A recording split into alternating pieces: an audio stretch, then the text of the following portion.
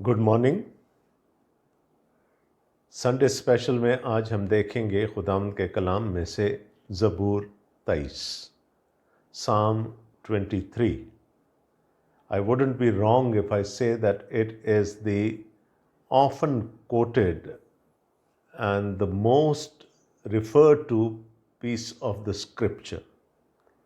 زبور 23 خداوند کے کلام کا وہ حصہ ہے جو ہم بچپن سے یاد کرتے ہیں، جس کو ہم اپنی یادداشت کا حصہ بناتے ہیں، اور پھر بہت دفعہ اس کو ڈر یا خوف کی حالت میں پڑھا جاتا ہے، اس کا ورد کیا جاتا ہے۔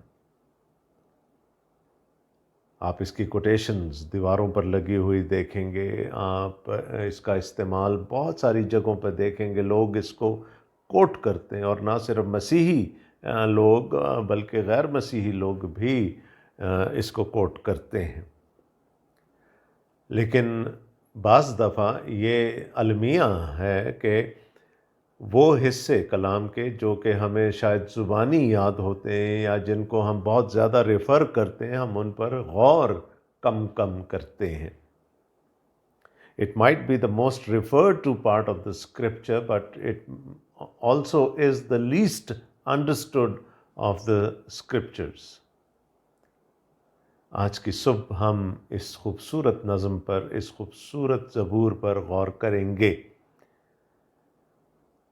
اب خدا کا کلام ہمیں یہ بتاتا ہے کہ یہ داؤد کا مزمور ہے۔ مزمور وہ زبور ہیں جن کی دھن بھی ان کے لکھنے والوں نے بنائی، یعنی جیسے جیسے زبور لکھ رہا تھا، شاید یہ داؤد تو اس کی دھن بھی اس کے ذہن میں تخلیق ہوتی چلی گئی، اور یوں یہ ایک ایسا زبور وجود میں آیا، ایک ایسی نظم وجود میں آئی جس کو کہ گایا جاتا تھا، اور آج بھی اس کو مختلف زبانوں میں گایا جاتا ہے۔ اب اگر آپ اس زبور کو، اس کی اہمیت کو جاننا چاہیں گے تو پرانے عہد میں خدا اپنے آپ کو بنی اسرائیل کا چرواہا کہتا ہے۔ نئے عہد نامہ میں خداوند یسوع مسیح اپنے آپ کو اچھا چرواہا کہتے ہیں۔ We see God as the shepherd of Israel in the Old Testament, and we see Jesus as the good shepherd in the New Testament. And both in the Old Testament and in the New Testament, the leaders, the religious leaders, and even the secular leaders of the people of God are referred to as shepherds۔ کاہنوں کو چرواہے کہا گیا۔ نئے عہد نامہ میں ہم pastors کو چرواہے کے نام سے دیکھتے ہیں۔ تو یہ زبور اہم ہے۔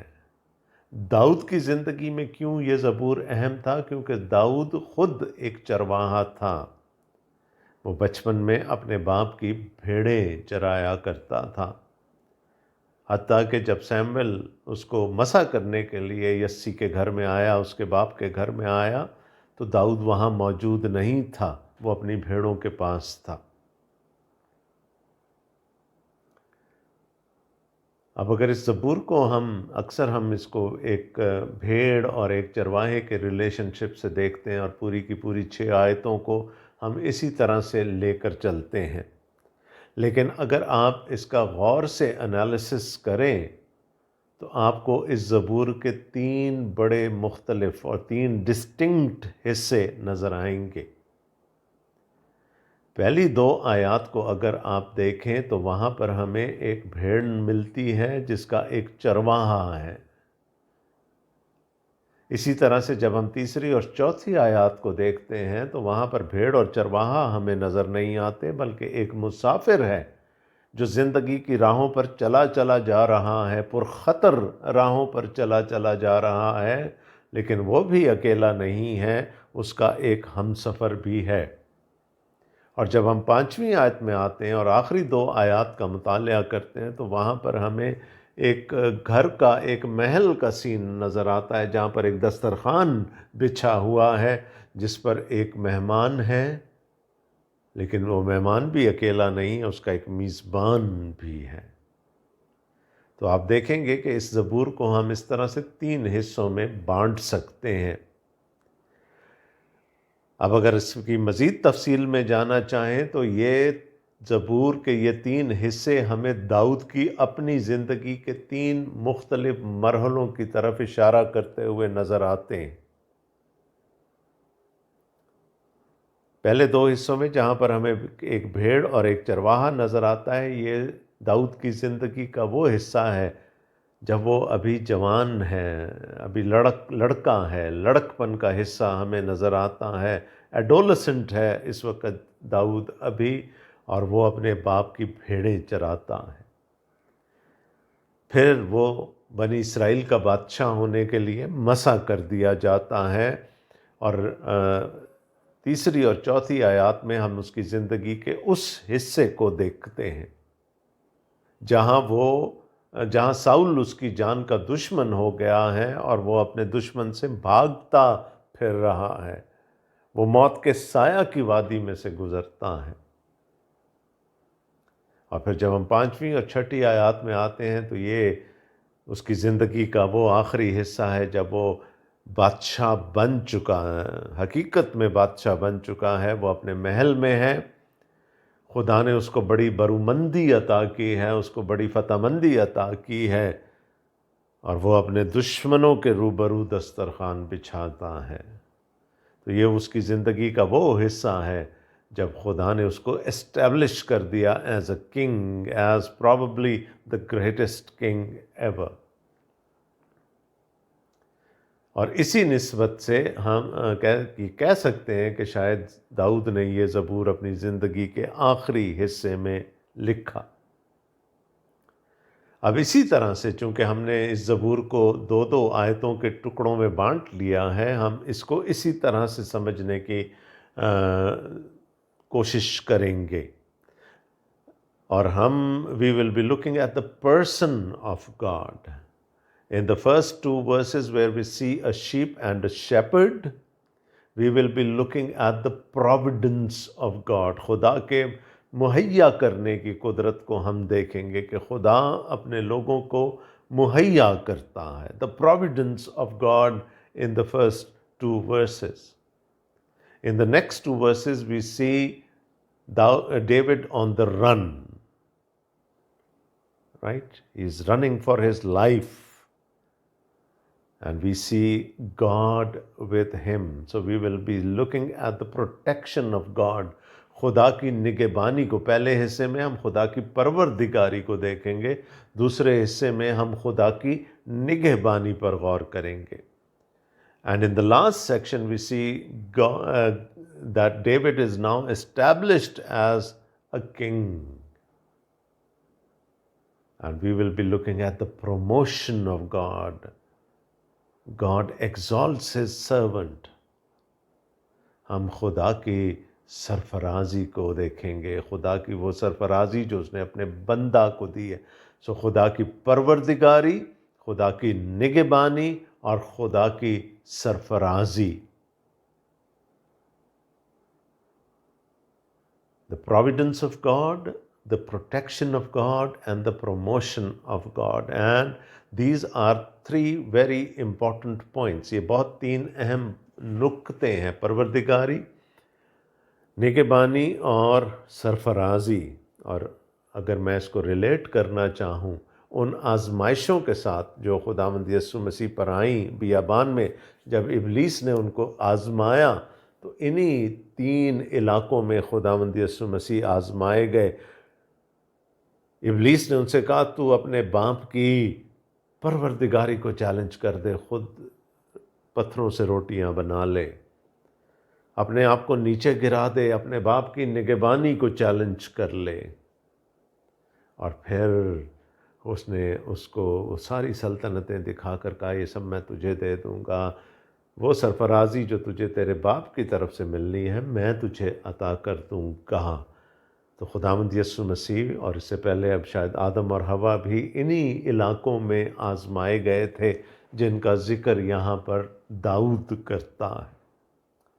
آئیے ہم زبور کے پہلے حصے کی طرف چلتے ہیں، پہلے 2 آیات کی طرف۔ خداوند میرا چوپان ہے، مجھے کمی نہ ہوگی۔ وہ مجھے ہری ہری چراگاہوں میں بٹھاتا ہے، وہ مجھے راحت کے چشموں کے پاس لے جاتا ہے۔ یہاں پر ہم خدا کی پروردگاری کو، the providence of God کو دیکھ رہے ہیں کہ خدا ہماری ہر قسم کی ضرورت کو پورا کرتا ہے۔ اب اگر ہم دیکھیں تو ملک فلسطین یا جو اسرائیل کی سرزمین ہے، وہ کوئی بہت زیادہ زرخیز نہیں ہے۔ وہاں پر پاسچرز یا چراگاہیں بہت کم ہیں۔ زیادہ تر جو کھیتی باڑی کا کام ہے اور زیادہ تر جو جانور پالنے کا کام تھا، یہ بیت لحم کے علاقے میں کیا جاتا تھا۔ بیت لحم، لحم عبرانی میں ہم کہیں گے، یعنی روٹی کا گھر۔ اسرائیل کی مملکت کے لیے تقریباً پوری کی پوری جتنی گندم اس کو درکار ہوتی تھی، وہ اس ہی علاقے میں پیدا ہوتی تھی، اس لیے اس کو پروٹین کا یا روٹی کا گھر کہا گیا۔ اور داؤد بیت لحم کا رہنے والا ہے، اور چونکہ وہاں پر چراگاہیں کم تھیں، ہریالی کم ہوتی تھی، اس لیے بنی اسرائیل کے چرواہے موسم بہار میں اپنی بھیڑوں کو لے کر نکل جایا کرتے تھے، اور پھر وہ ایک چراگاہ سے دوسری چراگاہ اور دوسری سے تیسری چراگاہ میں جاتے تھے، اپنی بھیڑوں کو وہ مہیا کرتے تھے، ان کے لیے ان کی خوراک، اور یوں پورے موسم گرما وہ ان چراگاہوں میں گزارتے ہوئے سردیوں کے قریب، جاڑے کے قریب وہ واپس اپنے اپنے گھروں کو آ جایا کرتے تھے۔ اب یہ کوئی آسان کام نہیں تھا۔ چرواہے کے لیے اپنی بھیڑوں کو مہیا کرنا، اور وہ بھی اسرائیل کی سرزمین پر مہیا کرنا، کوئی آسان کام نہیں تھا۔ ان کو اس کے لیے بہت تردد کرنا پڑتا تھا، بہت تکلیف اٹھانی پڑتی تھی، گھر سے باہر رہنا پڑتا تھا، ایک جگہ سے دوسری جگہ اپنی بھیڑوں کو لے کر جانا پڑتا تھا۔ لیکن ایک چرواہے کا کام تھا کہ وہ اپنی بھیڑ کی بنیادی ضرورتوں کو مہیا کرے، اور اس بھیڑ کی ضرورت کیا ہے کہ اس کو چارہ مل جائے وقت پر، اور اس کو پانی مل جائے۔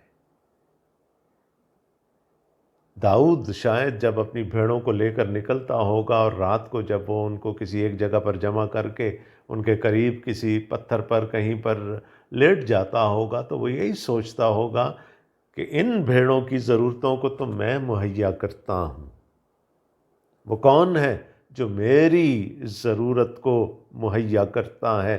اور شاید بے ساختہ پھر اس کے منہ سے یہ بات نکلی کہ خداوند میرا چوپان ہے،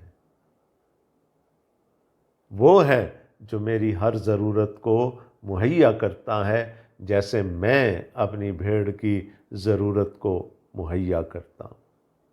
اب یہاں پر لکھا ہے وہ مجھے ہری ہری چراگاہوں میں بٹھاتا ہے۔ دیکھیں، خداوند نے بھی ہم سے یہ وعدہ کیا ہے کہ وہ ہماری ضرورتوں کو پورا کرے گا۔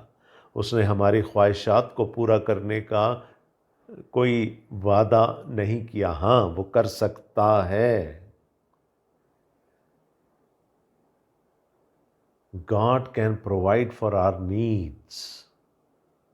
وہ ہماری خواہشوں کو بھی پورا کر سکتا ہے، لیکن بہت دفعہ وہ نہیں بھی کرتا۔ لیکن ہماری کوئی ایسی ضرورت نہیں ہے جو بر وقت پوری نہ ہو جاتی ہو۔ وہ مجھے ہری ہری چراگاہوں میں بٹھاتا ہے۔ سب سے پہلے تو یہ دیکھیں کہ وہ ان کو ہری ہری چراگاہوں میں لے کر جاتا ہے۔ اور بیٹھنے کا جو کانسیپٹ ہے، جو شاید عبرانی میں جو اس کے لیے لفظ استعمال ہوا ہے، اس کا ترجمہ ہوگا انگریزی میں سپرال۔ ہری ہرے گھاس پر مجھے لیٹا دیتا ہے۔ I spiral on these postures.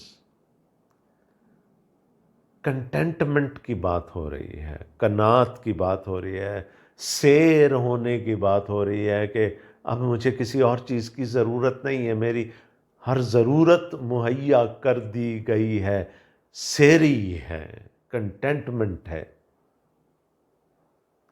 اور پھر وہ کہتا ہے وہ مجھے راحت کے چشموں کے پاس لے جاتا ہے۔ یہ راحت کے چشمے کیا ہوتے ہیں؟ راحت کہتے ہیں خوشی کو، لیکن اس کا ایک ترجمہ جو اکثر انگریزی تراجم میں ہمیں ملتا ہے، he leads me to the still waters. اب یہ غور طلب ہے بات۔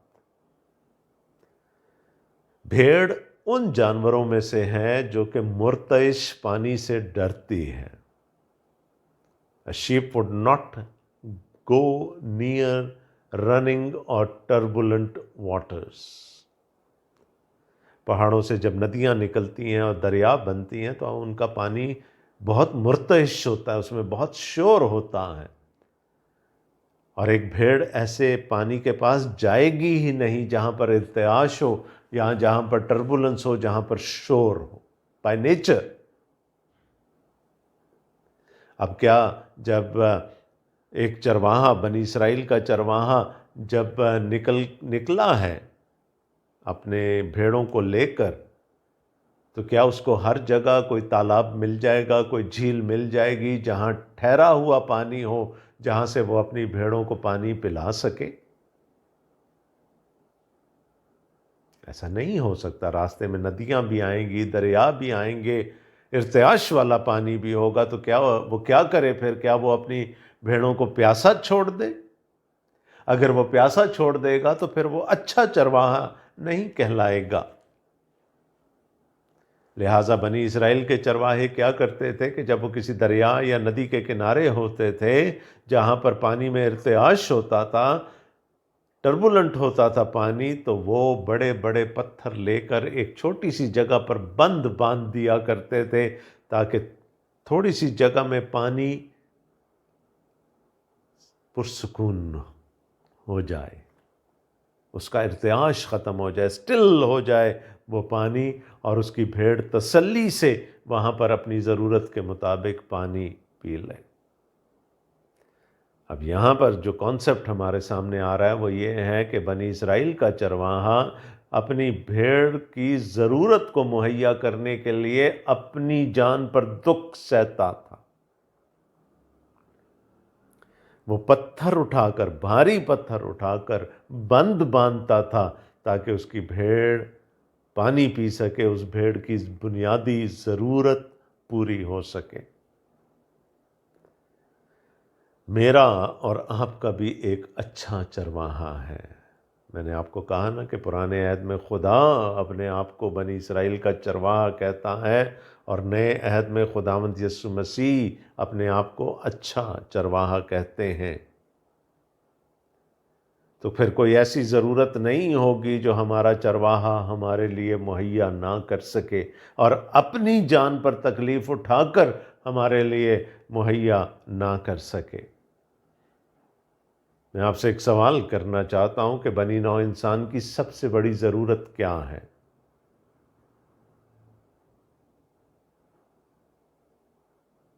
نجات۔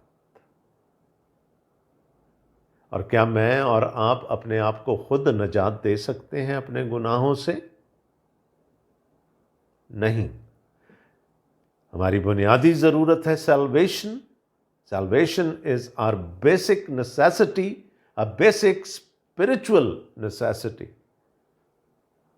ہماری بنیادی ضرورت ہے نجات، جس کو کہ ہم اپنے وسائل سے پورا نہیں کر سکتے۔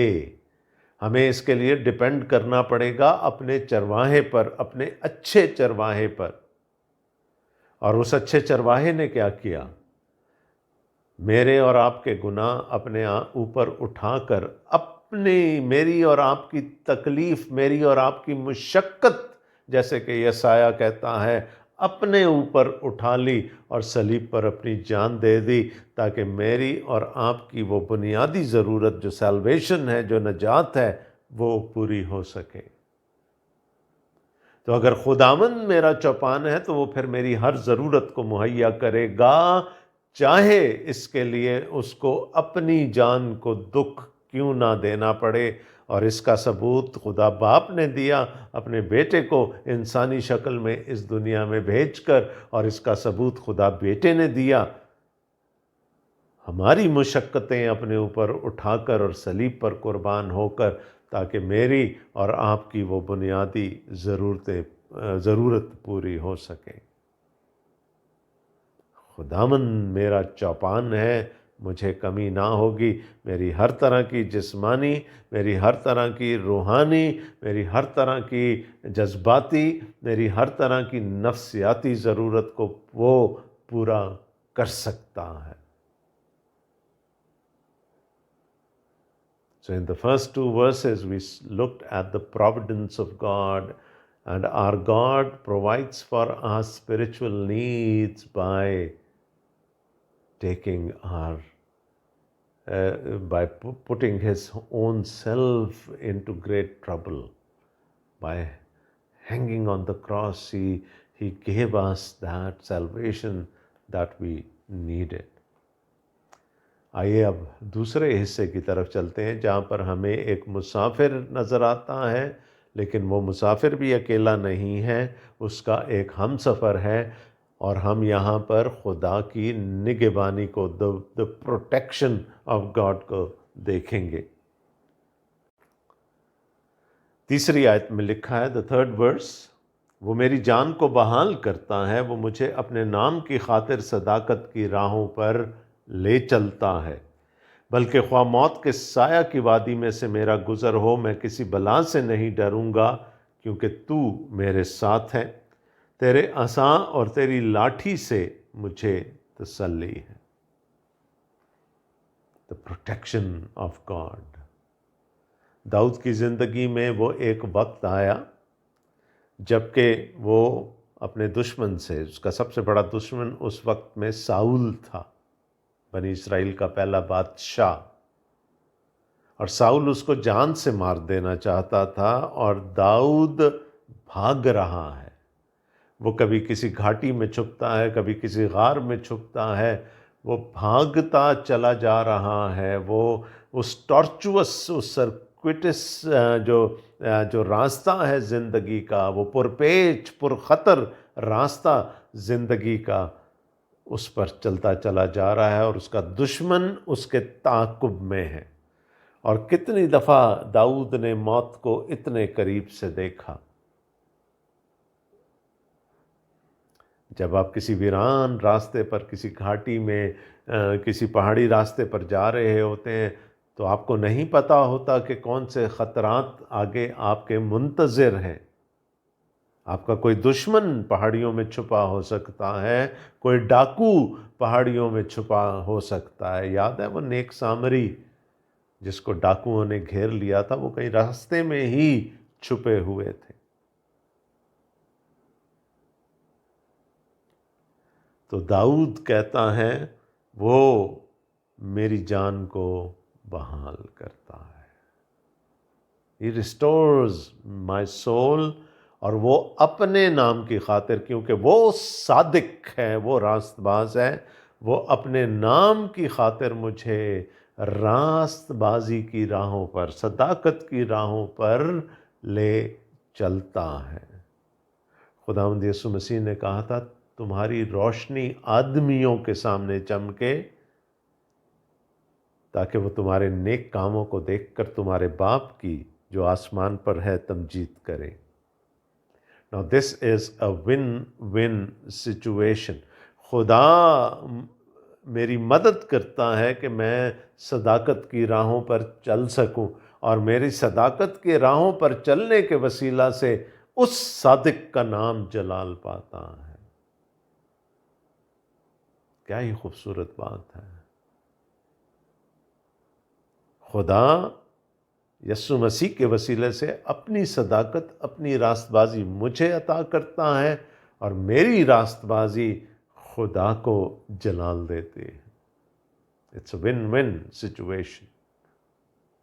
وہ اپنے نام کی خاطر، وہ صدق کی خاطر، اس کا نام صادق ہے، وہ صدق کی خاطر مجھے صداقت کی راہوں پر لے چلتا ہے۔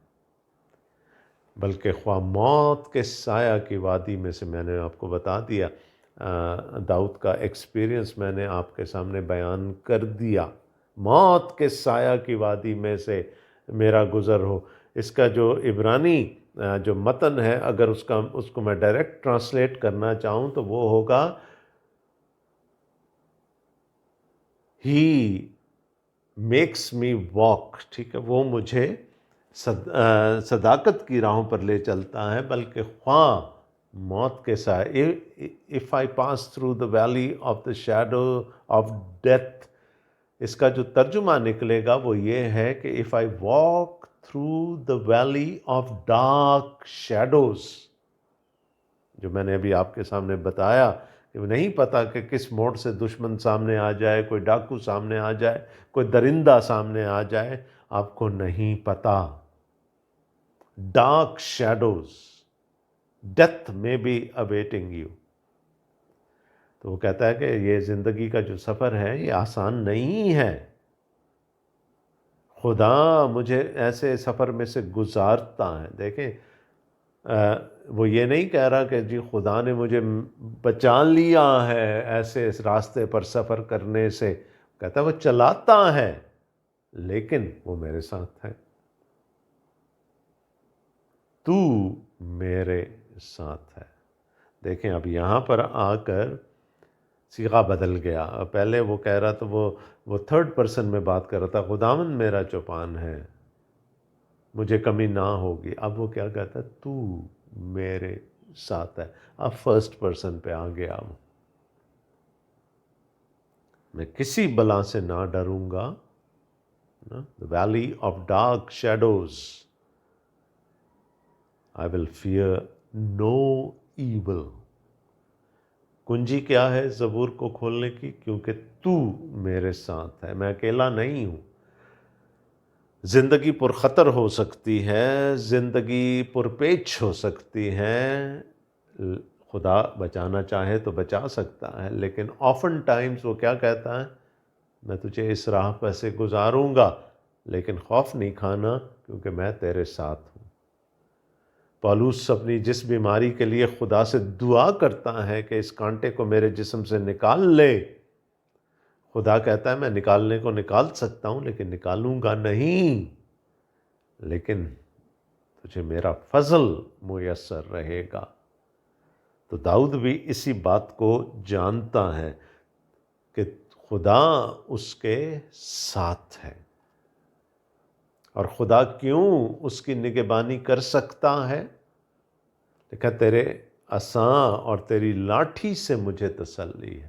عصا بادشاہوں کے ہاتھوں میں ہوا کرتے تھے، اور عصا اختیار کی علامت ہے۔ Scepter is the symbol of authority، اور لاٹھی ایک ہتھیار ہے نا۔ ایک چرواہے کے پاس لاٹھی ہوتی تھی اپنی بھیڑوں کو خطرات سے بچانے کے لیے، وہ کہتا ہے تیرے پاس عصا بھی ہے اور تیرے پاس لاٹھی بھی ہے، تیرے پاس مجھے بچانے کا اختیار بھی ہے اور تیرے پاس مجھے بچانے کے وسائل بھی ہیں۔ بھالا پھینکا ساؤل نے داؤد پر، خدا نے بچا لیا۔ ایک زمانے میں جس شہر میں ہم رہتے ہیں، یہاں کے حالات ایسے تھے کہ جب ہمارے بچے گھر سے باہر نکلتے تھے تو ہمارا دل ہمارے حلق میں اٹکا رہتا تھا جب تک وہ خیریت کے ساتھ گھر واپس نہیں آ جاتے تھے۔ تو کیا کرتے؟ بچوں کو گھر میں بٹھا کر رکھ لیتے؟ نہیں، خداوند کی سپردگی میں دے کر ان کو گھروں سے رخصت کرتے تھے، یہ جانتے ہوئے کہ وہ بچانے والا ہے اور اس کے پاس بچانے کا اختیار بھی ہے اور اس کے پاس بچانے کے وسائل بھی ہیں۔ اب یہ لاٹھی بڑی عجیب سی چیز ہے، تھوڑا سا سائیکالوجی اگر ہم دیکھیں، انسان کی نفسیات کو دیکھیں، آج ہم 21ویں صدی میں رہتے ہیں، ہر قسم کا جدید ہتھیار اویلیبل ہے، لیکن آج بھی ہمارے گلی کوچوں میں رات کو ایک چوکیدار گھومتا ہے، اور اس چوکیدار کے پاس دو چیزیں ہوتی ہیں، ایک سیٹی اور ایک لاٹھی۔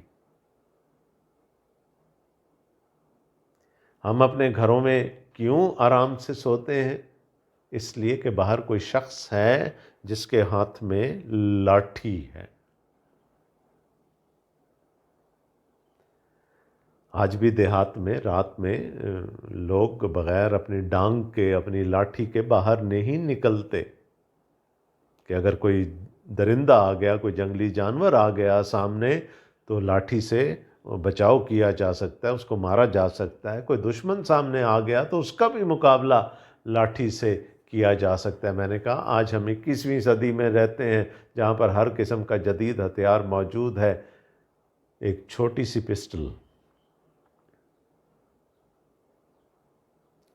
پسٹل کوئی لے کے آ جائے تو نہ رہے گا چوکیدار، نہ رہے گا اس کا ڈانگ، اس کی لاٹھی، اور نہ رہے گی اس کی سیٹی۔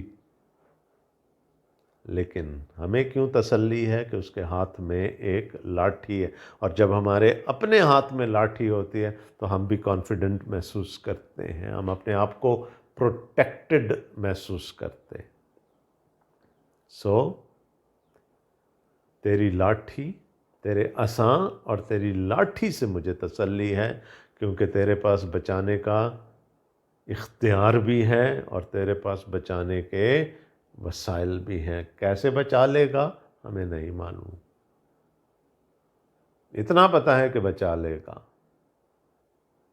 تو خدا کی نگہبانی، پہلے ہم نے خدا کی پروردگاری کو دیکھا، the providence of God، اور پھر اب ہم نے دیکھا خدا کی نگہبانی کو، the protection of God۔ اب چلتے ہیں 5ویں آیت کی طرف۔ تو میرے دشمنوں کے روبرو میرے آگے دسترخوان بچھاتا ہے، تو نے میرے سر پر تیل ملا ہے، میرا پیالہ لبریز ہوتا ہے۔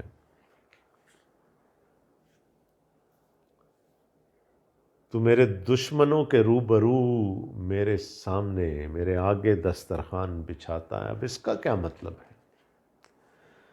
دیکھیں، جنگ کے بھی کچھ آداب ہوتے ہیں۔ there is a decorum to the war as well، اور ہر زمانے میں رہے ہیں۔ آج بھی جنگ کے آداب ہیں کہ شہری آبادیوں پر بمباری نہیں کی جائے گی، عورتوں اور بچوں کو پرزنرز آف وار نہیں بنایا جائے گا۔ there are conventions، UNO conventions safeguarding the rights of people۔ یہ جنگ کے آداب ہیں۔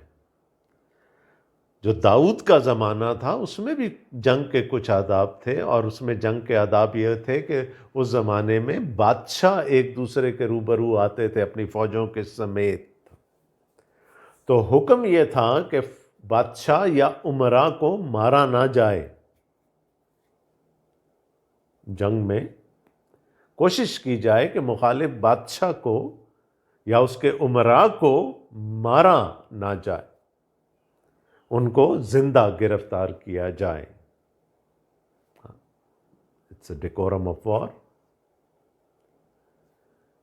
اور جب یہ بادشاہ گرفتار ہو جاتے تھے تو پھر یہ جیتے ہوئے بادشاہ کے دسترخوان پر ہی بیٹھ کر کھانا کھایا کرتے تھے۔ یہ آداب تھے اس زمانے کے، جنگ کے آداب۔ کیا ہوا؟ جب ہم دانیل نبی کے صحیفے کا پہلا باب پڑھتے ہیں تو وہاں نبوکد نظر نے اپنے خواجہ سراؤں کے سردار اسپنس کو حکم دیا کہ بنی اسرائیل میں سے میرے لیے چند نوجوان چن لے، اور ان کے لیے جو کنڈیشنز بتائی گئیں، جو ڈسکرپشن بتائی گئی ایسے جوانوں کی، ان میں سے ایک شرط یہ تھی کہ وہ بادشاہ کی نسل سے ہوں۔ They should be from the family of David، ہے نا؟ یہودا کے جتنے بادشاہ تھے وہ داؤد کے خاندان سے تھے، تو اگر وہ بادشاہ کے خاندان سے ہوں گے تو پھر داؤد کے خاندان سے ہوں گے۔ اور جب ان کو بابل لے جایا گیا تو اور بہت سی مراد جو ان کو دی گئیں، اس کے ساتھ ساتھ ان کو یہ بھی فیسلٹی دی گئی کہ وہ بادشاہ کی میز سے کھائیں گے، جو کھانا بادشاہ کھائے گا وہ بھی کھائیں گے، کیونکہ وہ بادشاہ کی نسل میں سے ہیں۔ اگرچہ کہ ہارا ہوا بادشاہ ہے، وہ قوم مغلوب ہو چکی ہے، تو بھی ان کو بادشاہ کے دسترخوان سے کھانا دیا جاتا تھا۔ تو دشمنوں کے روبرو دسترخوان بچھانے کا مقصد کیا ہے کہ خدا نے مجھے سرفرازی بخشی ہے، اپنے دشمنوں پر سرفرازی بخشی ہے۔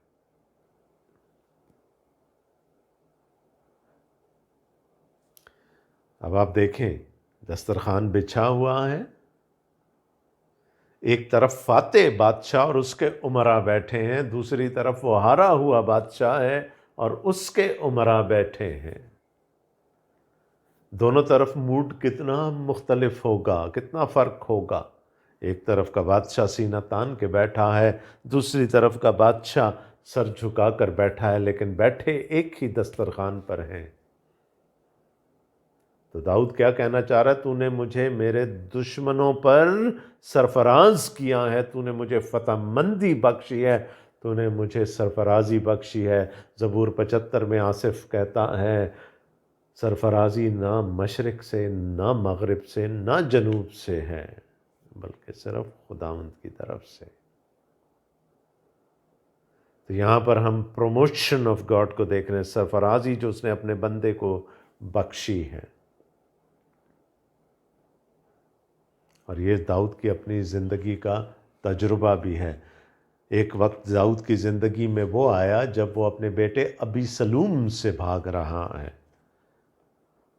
تو وہ اس کا بیٹا، لیکن اس کی جان کا دشمن ہو گیا ہے۔ اور ایک موقع ایسا آیا کہ وہ مہنعیم کے میدان میں، داؤد بھاگتے بھاگتے اپنے لوگوں کے ساتھ مہنعیم کے میدان میں آ گیا، اور ایسی جگہ پر آ گیا جہاں پر پیچھے دریا ہے۔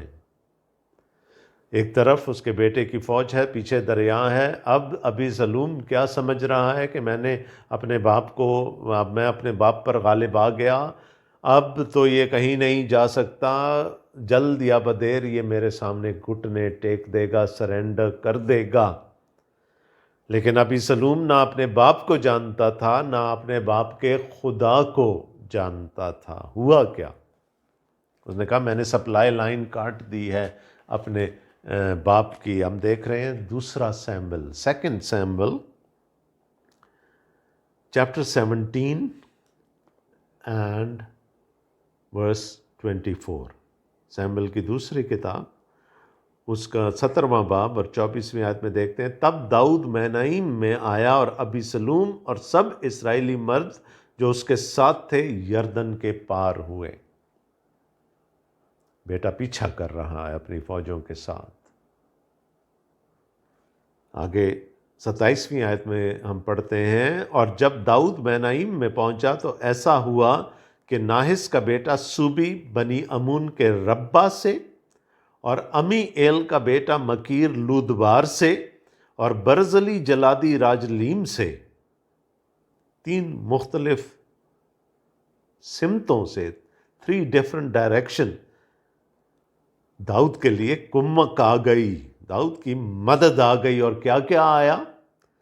پلنگ اور چارپائیاں، اب میدان جنگ ہے، اور پلنگ اور چارپائیاں، اور باسن اور مٹی کے برتن اور گیہوں اور جو اور آٹا اور بھنا ہوا اناج اور لوبیے کی پھلیاں اور مسور اور بھنا ہوا چبینا، اور شہد اور مکھن اور بھیڑ بکریاں اور گائے کے دودھ کا پنیر داؤد کے اور اس کے ساتھ کے لوگوں کے کھانے کے لیے لائے، کیونکہ انہوں نے کہا کہ وہ لوگ بیابان میں بھوکے اور ماندے اور پیاسے ہیں۔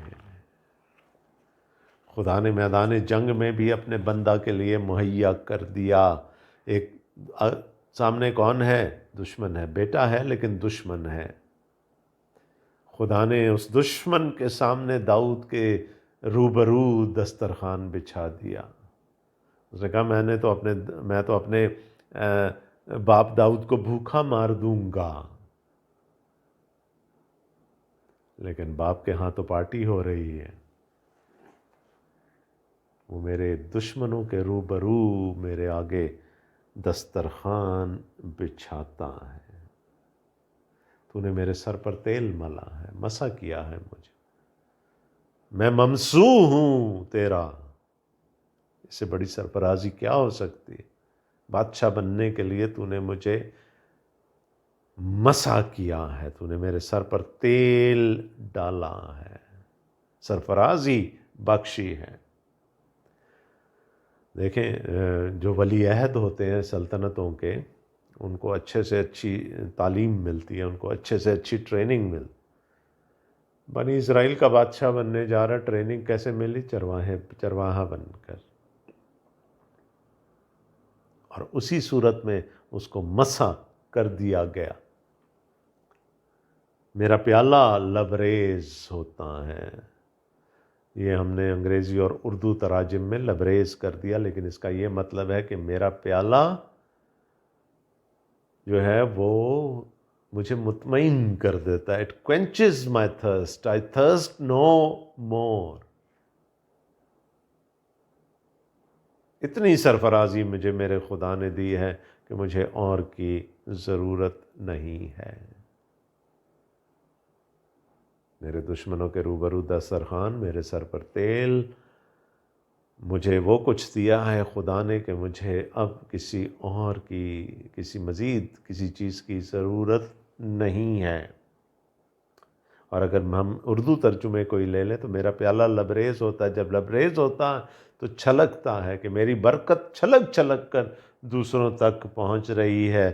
یقیناً بھلائی ہے نا، یقیناً بھلائی اور رحمت عمر بھر میرے ساتھ ساتھ رہیں گی، جیسا کہ میرے ساتھ ساتھ رہتی رہی ہیں۔ میں نے اپنی زندگی کے پہلے فیز میں بھی، میں نے اپنی زندگی کے دوسرے فیز میں بھی خدا کی بھلائی کو اور اس کی رحمت کو دیکھا ہے اپنے ساتھ۔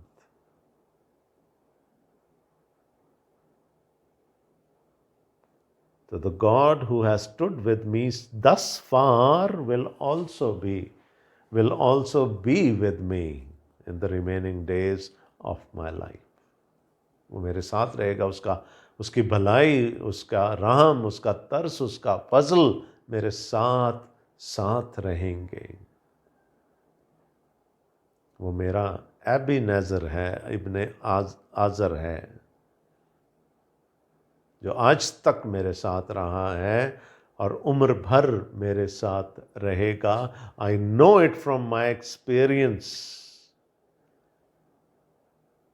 میرا خدا مجھے کبھی نہیں چھوڑے گا، اور صرف یہاں ہی کیوں، وہ خدا جس نے مجھے یہاں سنبھالا ہے، تو کیا وہ آفٹر لائف میں، آئندہ کی زندگی میں میرے ساتھ نہ ہوگا؟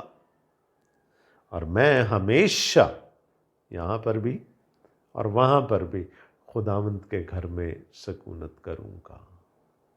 I will live in his presence forever. یسوع نے کیا وعدہ کیا تھا اپنے شاگردوں کے ساتھ جاتے ہوئے؟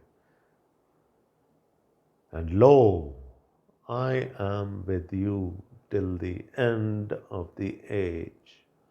میں ہمیشہ تمہارے ساتھ ہوں۔ تو جب وہ ساتھ ہیں تو پھر ہمیں کسی اور چیز کی کیا ضرورت؟ تو خدا اپنے بندوں کو سرفراز کرتا ہے، وہ سرفرازی بخشتا ہے۔ He promotes them. He exalts them. So we looked at the promotion of God. تو پہلے حصے میں ہم نے دیکھا the providence of God، خدا کی پروردگاری، کہ وہ ہمارے ہر ضرورت کو مہیا کرتا ہے، چاہے وہ کتنی مشکل ہی کیوں نہ ہو، اور چاہے اس کے لیے اس کو اپنی جان پر دکھ ہی کیوں نہ سہنا پڑے۔ پھر ہم نے دیکھا اس کی پروٹیکشن کو، اس کی نگہبانی کو، that he has the authority and the resources to protect us. اس کے پاس ہمیں بچانے کا اختیار بھی ہے اور اس کے پاس وسائل بھی ہیں، وہ ہمیں بچا سکتا ہے۔ اور پھر ہم نے دیکھا اس کی سرفراز کرنے کی قدرت کو، اس کی پروموشن کو، وہ میرے دشمنوں کے روبرو میرے آگے دسترخوان بچھاتا ہے، وہ مجھے سرفراز کرتا ہے۔ کیسا ہے میرا اور آپ کا خدا، کیسا ہے؟ کیا کیا جا سکتا ہے ایسے خدا کے لیے، سوائے اس کے کہ اپنے دلوں کو، اپنے سروں کو جھکا دیا جائے اس کے حضور میں، اور اس کی مہما گائی جائے، اس کی حمد کی جائے، اس کی تعریف کی جائے، اور سب سے بڑھ کر اپنے آپ کو اس کے سپرد کر دیا جائے، اس کے سامنے سرنڈر کر دیا جائے، اور پھر مزہ لے اس کی پروویڈنس کا، اس کی پروٹیکشن کا، اور اس کی پروموشن کا۔ خداوند آپ کو بہت برکت دے، آمین۔